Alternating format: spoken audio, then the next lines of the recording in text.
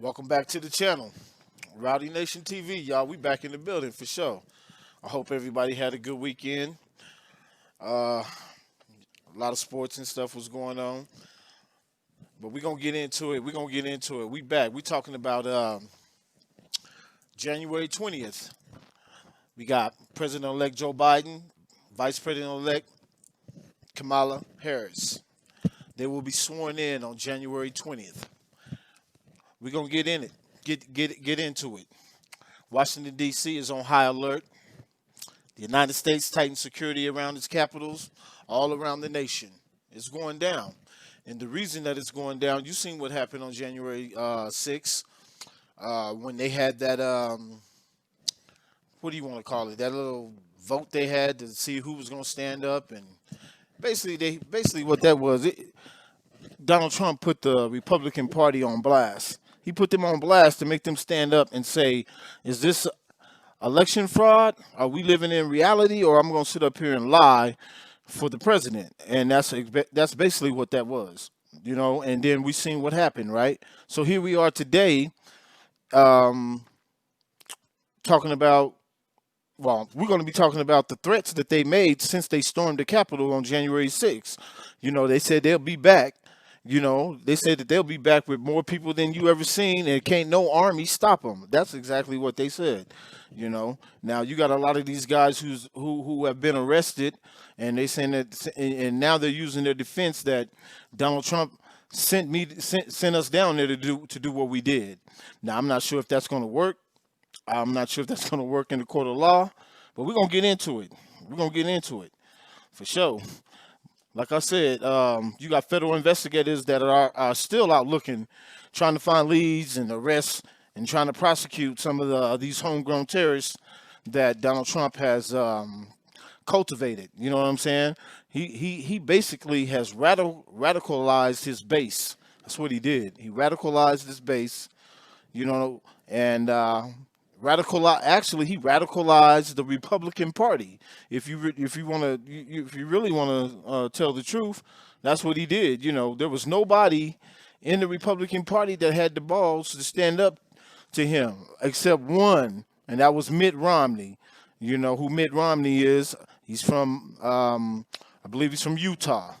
And I got to give him his credit. Mitt Romney, he was a man, a lone man on the island. But sometimes those lone men on the island will be the men that you remember. Their name will be remembered because they was the men who in history is going to go down that stood on they principles.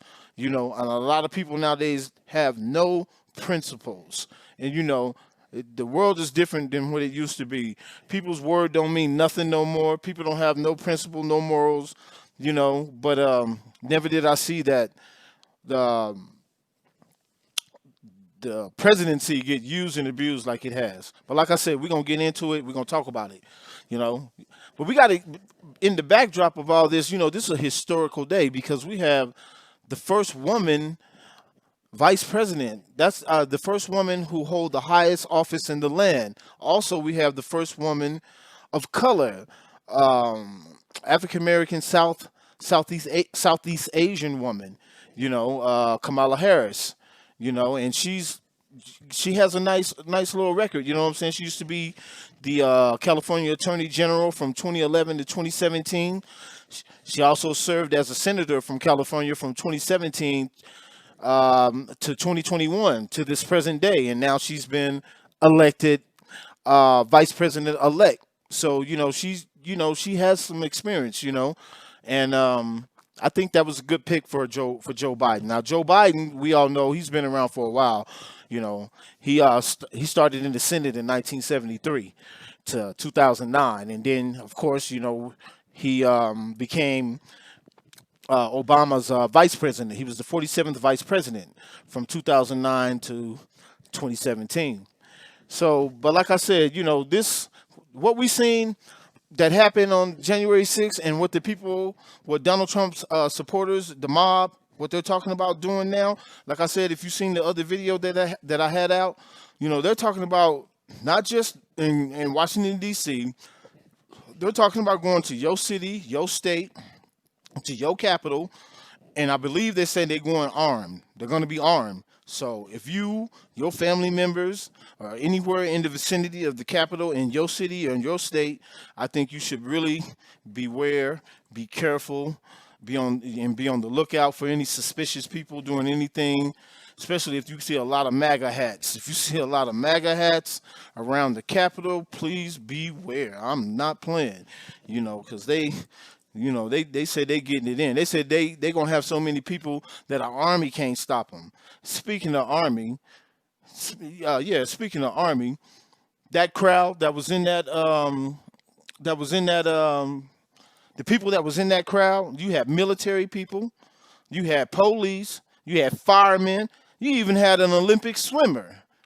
You know what I'm saying? So the the class of people you had in there ran the gamut. You know what I mean? It was, you know, far and wide. Like I said, military, firefighters, police, lawyers, Olympic swimmers, skinheads. There were so many hate groups in that crowd. I can't even name them all. There were so many flags of hate flags that was in that crowd. I don't even know who these people are. You see what I'm saying? And now that you have I think the Justice Department, they that should be their first agenda. You know, trying to root out these people who have been radicalized by Donald Trump. First agenda. We don't even have a domestic terrorism bill. If you believe it or not, they don't even want to pass a bill. You know why they don't want to pass a bill? For the simple fact, the same reason that they didn't want to rush that crowd. That crowd, it was police, military people. You seen it. They ain't gonna, you gotta vet these people. I heard now they're vetting, there's like 25, 30,000 troops in DC, and they said that they're gonna vet all of them. Okay, well, if you're gonna vet 25, 30,000 troops that's in DC for the inauguration, then what you need to do? You need to vet the military. You need to vet every police station in America. You need to vet the fire department. You need to vet the Republican Party. You even need to vet the Democratic Party, because you got a lot of people. You got posers. You know what a poser is, right? Somebody who want to be, but they ain't. You see what I'm saying? And you got some people who pose as Democrats, but they really have the agenda of a Republican or a conservative. You know what I'm saying? I'm not far right or far left anything. I look at what the problem is. I'm conservative about this. I'm liberal about that. It just depends.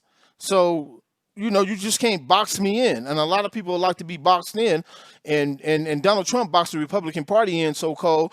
Wouldn't nobody stand up, as I said, except Mitt Romney. But like I said, we're going to talk about it. We're going to talk about it. You even had some people, as they bum rushed the Capitol, there's new videos coming out every day about how bad that this mob was. I mean, how bad. And now they're trying to use the defense. Some of the people that's been arrested, they're trying to use the defense. President Trump told me to go down there. This is what the president told me to do. They told me to go down there. And now, even after all that, you have Lindsey Graham. You have Republicans riding with Donald, telling them out. Donald Trump didn't tell them to go. Yes, he did. Yes, he did. And that's what I'm talking about. Lindsey Graham, Mitch McConnell, they need to go.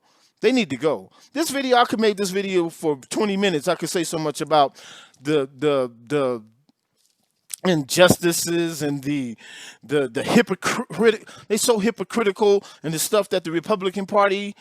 It just showed. I just want to say this before I go. All Donald Trump did was eye-opening. What Trump did was expose America for who she is.